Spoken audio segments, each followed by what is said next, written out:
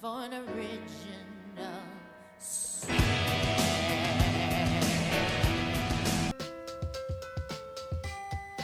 Hey guys. Hey guys, this is the Indie Files and this exists. This exists. This exists. This exists and the dev sent me a copy of it. So I kind of did a test run to make sure it would run fine. Start a new game.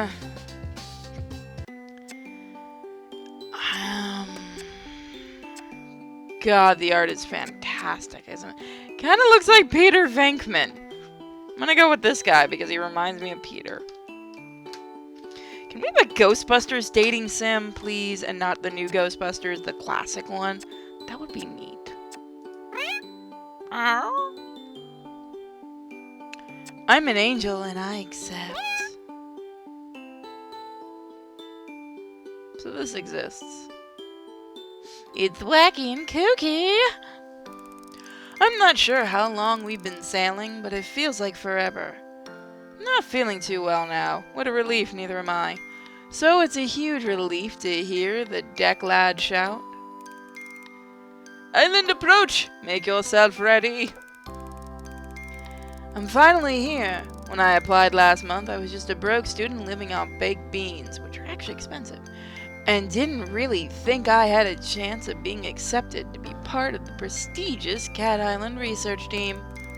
Yet, here it is, little black dot in the distance, growing bigger by the second, is the infamous Cat Island, the place I will call home for the next few months. My heart momentarily skips a beat. What if there's been a mistake? What if they accepted someone else's application and accidentally sent the offer to me? I am apparently a neurotic mess. I rummage about in my bag until I find the papers.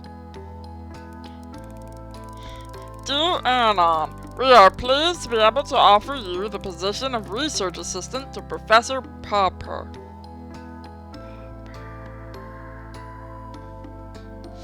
Okay, at our research facility on Cat Island. The position will be for an initial period of 8 weeks. Your contract will be sent separately. We look forward to working with you. Sincerely, Professor Purrfect. This is a thing. No mistake, that's my name. Right there in the top left-hand corner. Anon. And there's his name at the bottom. The genius behind this whole operation. Right. Professor Purrfect. Hate puns. Science genius and my new boss. Seems like a toast game. I look up from my papers to see dry land rapidly approaching before us. Seems to be surrounded by a huge barrier of impenetrable black rocks. As we get closer, we're not slowing down, and I begin to worry that we're going to crash into it. Then at the very last moment, we take a sharp turn to the left, and suddenly we're sailing smoothly towards a jetty through an opening in the rocks. Our character is neurotic as heck. I blow out a breath that I've been holding and break into a smile. No longer looks like Peter Venkman. Damn. Nicely done, Skipper! And then I get thrown right the freak off. The ferryman comes out from behind his steering wheel, ignoring my attempts at camaraderie, and shouts rather boisterously, "Ferryman. So are we on a ferry or a boat? There is actually a difference. Take all your belongings. We won't be back for days, so don't leave anything you'll need. Thank you." Smile weakly at the ferryman, as his son and his son. Okay. And pick up my bags, ready to disembark. We glide seamlessly up to the wooden jetty. What the fuck is a jetty? And the sun leaps ashore to tie us off. He's greeted by a bulky man in a uniform, who I take to be security officer of some kind. It was half-assed. Joe? Sir caught you a mouse? and then he laughs loudly as though he said the funniest thing he's ever heard. It's very disconcerting. So is this game, actually. Security guard remains surly and turns his attention to me. He doesn't look surly, though. He just looks unamused. And he looks really fat in his picture. Is his cheek swollen? You might go see an actual doctor about that. It looks like you might have an infection with a tooth or something. Let's be having you then. He holds out his large hand, and I assume is an offer to help me off the boat. But as I reach to take it, he snatches it away, throwing me off balance so that I almost fall over the side. What a great start. ID card. Oh, I see, of course. I reach into my back pocket and hand over the laminated card I was given on the mainland. Anon. Really? Couldn't let us pick our birthday?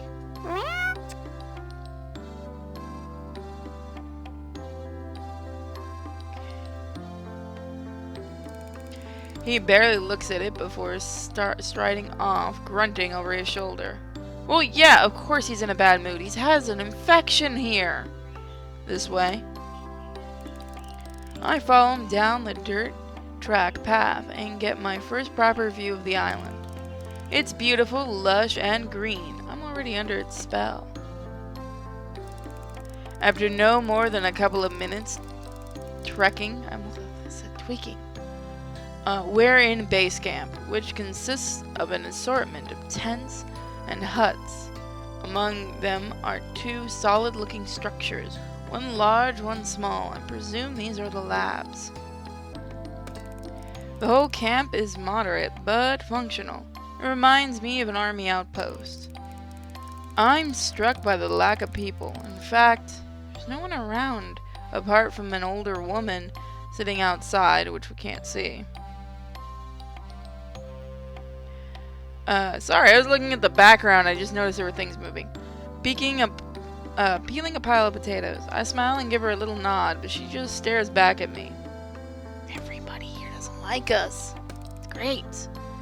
Try not to get paranoid. No, it's too late for that. Here. He's stopped by the largest of the tents. Indicated that I should go inside. I feel rude just walking in, so I make my presence known first. Hello? A firm but friendly voice calls out, "Come!" You get this voice. I walk in and there he is, hunched over some documents. The great Professor Purrfect. I hate that name. Sir, it's an honor. It's an honor to meet you. Yes, you must be Anon. Come on in, my dear. Glad to have you on board. Your journey? Well, long. Yes, indeed. Rather tucked away here. Let me offer you some refreshments. Water, coffee, something stronger perhaps, whiskey? Just water. Let's have some water would be great. If you have some? Now that's something we have an abundance of. There's plenty of safe natural springs on this island. But we have the bottled kind too. I'm relieved as he passes me a bottle. I'm not too keen to start drinking from natural water sources until I have personally checked that they're not used as cat urinals. It will take you a while to find your way around and discover how it all works. So for today, I thought I would just get you kitted out, okay? And maybe introduce you to some of the locals. The cats, that is. I believe you already met most of the human locals. Oh, I've only met the ferryman and the security guard who brought me here. Yes, that's about it. And the lady outside? Ah, Miss Marigold. Her and her husband are the caretakers. Wonderful couple. And the Marigolds. You'll meet them before too long. We're a tidy little family here. Yeah. Anon, I'm sure you'll fit in nicely. Thank you, sir. I hope so. Woo! Okay, so first thing first. This is your basic kit. He begins going through a pile of things on his desk, explaining each of them in turn. This is your backpack. You can put everything in it. We'll be going on plenty of field trips, so it'll be very useful. How do you apply for this kind of thing? Veterinarian, maybe? As will your own Bottle water bottle. Some disinfectant hand spray. These are heavy-duty reinforced gloves, which are essential when tagging cats out in the wild. Don't want any scratches from felines we don't know now, do we? Not especially not if you get cat scratch fever like I do. Suppose not. I shove each item into my new backpack as he gives them to me. Likewise, his goggles are to be brought along on all field trips. This lot here. He indicates a small pile of what looks like laundry.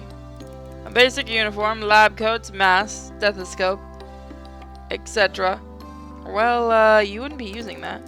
Portable first aid kit, camping knife, with all the tool attachments. Finally, without a doubt, most importantly, this. He holds up something that looks like a mobile phone, except it clearly isn't one. This is your catalog. Catalog? Oh, F off!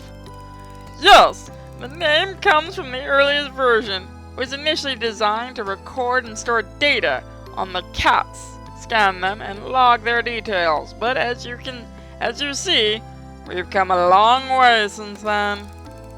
Now you can use it to communicate with the rest of the team. I've added everyone's contact detail for you. Listen to music, take photos. There's even a pen that comes with it to insert microchips into the back of the cat's neck so that we can keep track of them. That's okay.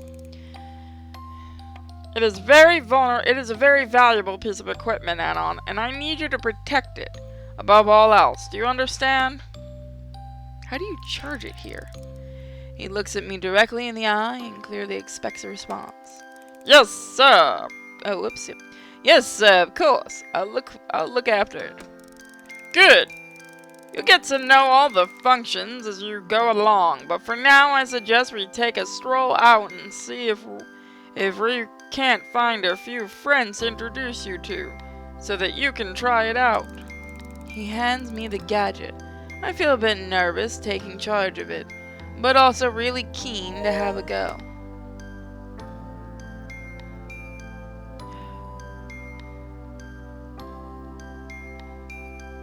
I got nothing to say for this other than this exists. We head down to the beach, the professor explaining things as we go. The mixture of terrain on Cat Island is quite unique. Even in such a relatively small area, you'll find forests, mountains, jungle beaches, woodland, all of these different geological and ecological zones in one place. It's really most remarkable. By the way, that voice is really hard to keep doing. It certainly is. That's why it's hard to keep doing. Even the lack of wildlife in itself, quite remarkable. What do you mean, Professor? Well, put it simply, there's a type of force field that surrounds the island, disallowing anything to enter. That's effing stupid. You mean literally anything? Absolutely, no birds, fish, or creatures of any kind can penetrate it. That's effing stupid. Forgive my lack of intelligence on the subject, but we're here. Professor lets out a disconcerting loud laugh. Ah, I see what you mean.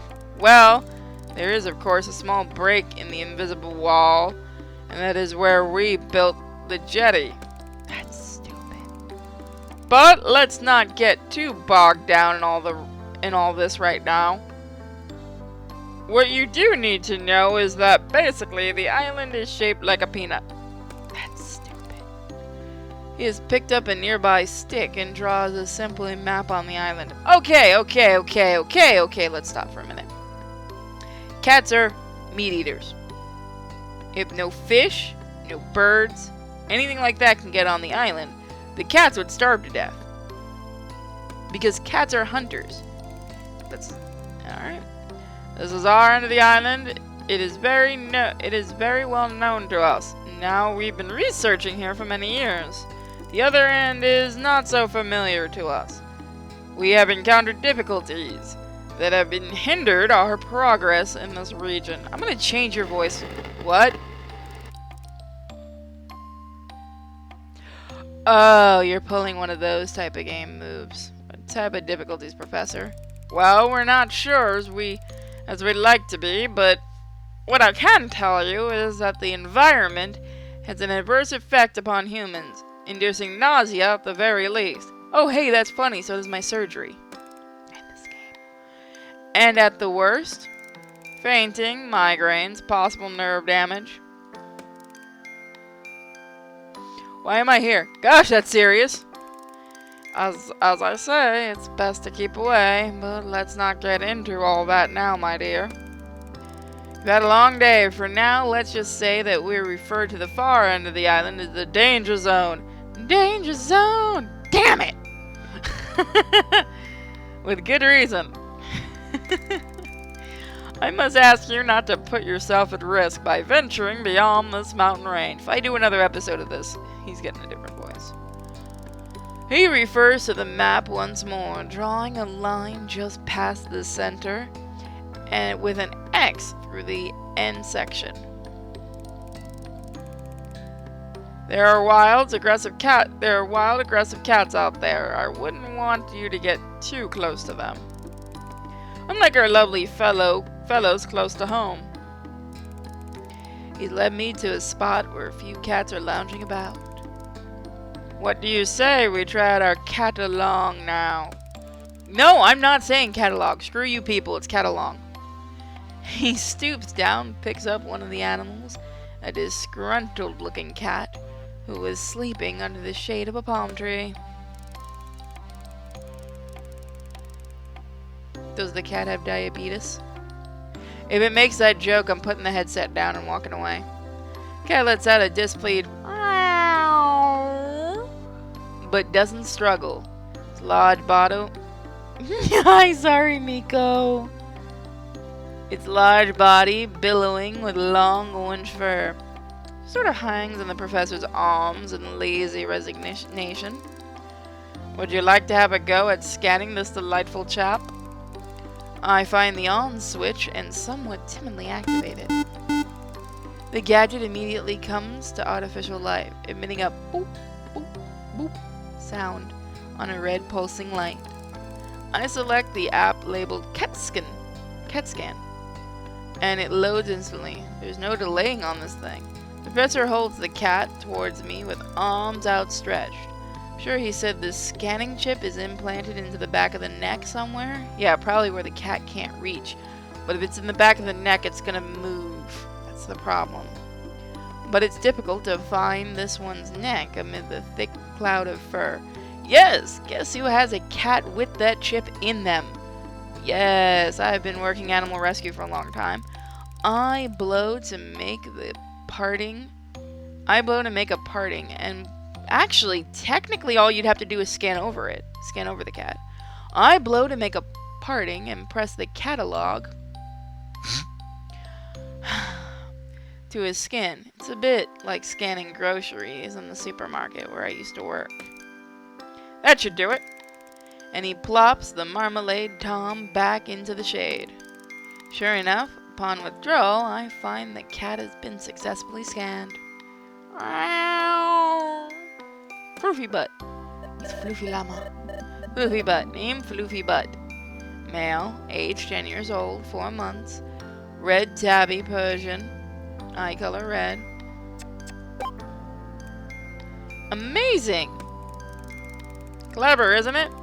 A large part of your job here will be to tag and scan the cat, such as Mr. Floofy Butt. Poor cat. But it looks like you've no problems in that area. Excellent work. Thank you, sir. I can't wait to get started. Well, why don't you get a bit more practice with the catalog and scan the rest of them while we're here? These 5 spend a lot of time together. They're like family. They're like a family, aren't you? Oh, yes, you are. Dog's just looking at me like I'm insane. The professor seems to be a genuine cat lover like me. I think we're gonna get along great. I love kitties. Okay, here goes. No help this time. The professor steps back. First cat I approach is very friendly and beautiful calico markings. If it's a calico, it's nuts. I've dealt with calicos. Comes toward me, already purring. Everyone who has a calico, let me know if you think they're nuts.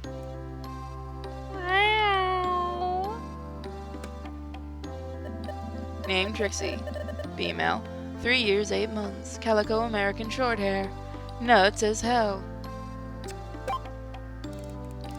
Next is an elegant, sleek, hairless cat sitting gracefully in the sun. She doesn't pay me much attention. Allows me to scan her with minimal fuss. Why does she look fluffy in that picture? Ah, that's an ugly cat. Snooty Booty. God, I feel bad for these cats. Hey, pretty girl. Female, 11 years old, 1 month. Sphinx. Blue. Fourth cat I approach is a noisy one.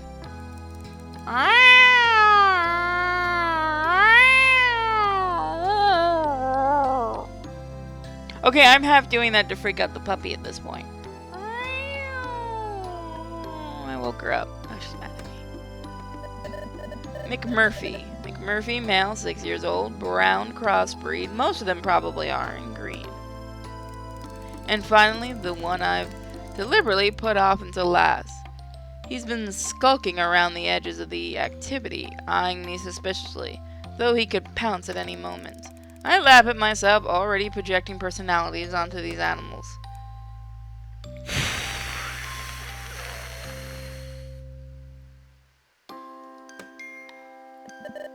Name Kibbles, age 3 years old. Breed white British long hair. All done. I hope you enjoyed meeting some of the locals. The professor lets out a little laugh. I have a feeling you'll get to know them quite well in time. That's probably enough for our first day, don't you think? It's quite a lot to take in. I'm suddenly exhausted. I am grateful to head back to camp.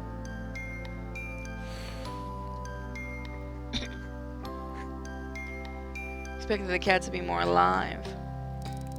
It's quite a lot by the time I've unpacked and settled myself, but I want to write my journal entry before I sleep.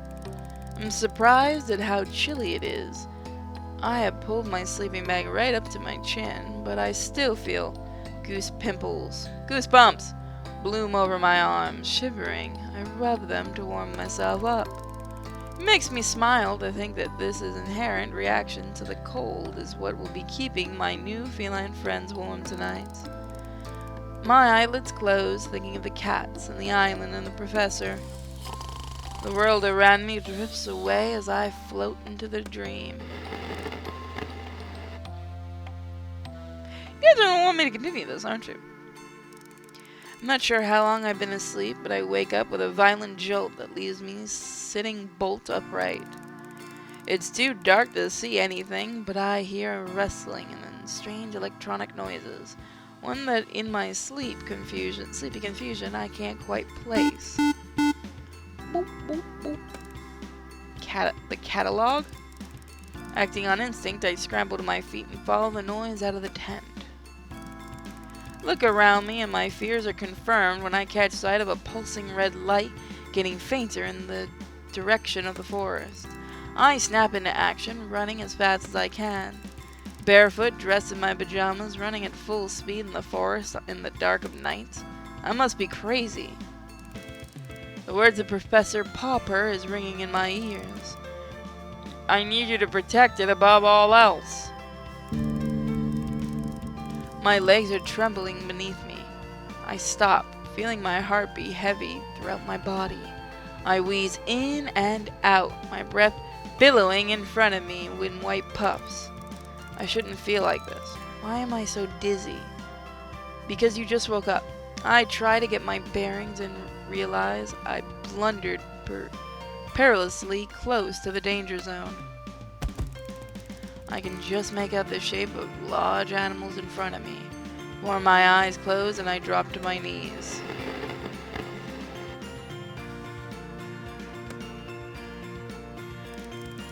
Open my eyes, the calico I scanned yesterday is sitting in front of me. She drops the catalog at my feet. I pass out.